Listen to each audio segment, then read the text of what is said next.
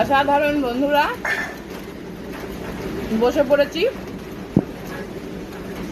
বৃষ্টির দিনে। আজকে সারা দিন ধরে বৃষ্টি। ভেবেছিলাম রান্নার ভিডিওটা তোমাদের সাথে শেয়ার করব, বাট শেয়ার করতে তো পারলাম না, এত অন্ধকার হয়ে গেছিল রান্নার সময়, পারিনি।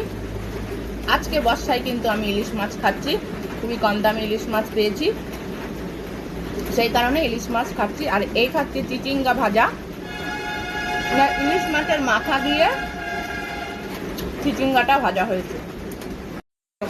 আর এই বসে পড়েছি ইলিশ মাছের ঝোল দিয়ে। কতটা মজা বলো তো, বাইরে বৃষ্টি পড়ছে অঝরে, আর গরম গরম ভাত, একটু বেগুন দিয়ে, দেখো বেগুনটা কেটেছিলাম লম্বা লম্বা করে, বড় বড় করে।